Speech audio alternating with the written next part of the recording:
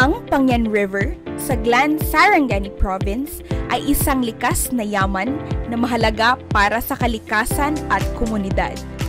Dumadaloy ito sa mga kanayunan at mayamang lupang sakahan, nagsisilbing lifeline para sa maraming pamilya, nagbibigay ng tubig na nagpapanatili sa kanilang kabuhayang pansakahan. Mula sa mga palayan hanggang sa iba't ibang pananim, tinitiyak ng Pangyan na patuloy na umuunlad ang agrikultura bilang haligi ng lokal na ekonomiya. Ngunit higit pa sa ekonomiya ang halaga ng ilog.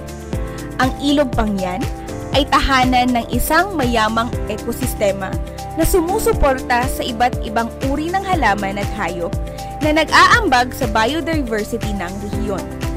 Ang EMB-12 sa pamamagitan ng Ambient Monitoring and Technical Services Section ay sumusunod sa procedure na itinatag ng RA 9275 tulad ng pagsusuri at pagkolekta ng datos, 10 buwang pagsampling at pag-aanalisa ng tubig, konsultasyon sa mga stakeholder o public hearing, criteria ng klasifikasyon sa pamamagitan ng DENR Memorandum Circular. Nitong 2024, isinama ng Environmental Management Bureau 12 ang Pangyan River sa Classification of Water Body Program. Ito ay para ma-identify ang pinakakapaki-pakinabang na paggamit sa anyong tubig na ito. Ang mga water bodies na ika-classify ay kinukuhanan ng water samples for 12 months para sa fecal coliform, 10 months para sa primary parameters, and quarterly naman para sa secondary parameter. Sa case ng Region 12, ang secondary parameter na tinetest ay ang oil and grease.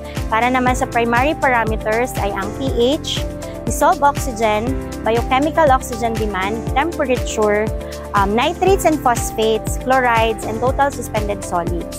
At para naman sa 12-month na fecal coliform, ayun lang po siya. 12 months kukuhanan ng microbiological testing ang ating for classification. Ang ating water resources ay importante sa ating pamumuhay. Kung hindi natin pangangalagaan ito, mamamatay ang mga hayop, organismo, at iba pang living things na umaasa dito. Kasali na rin ang mga komunidad na malapit dito.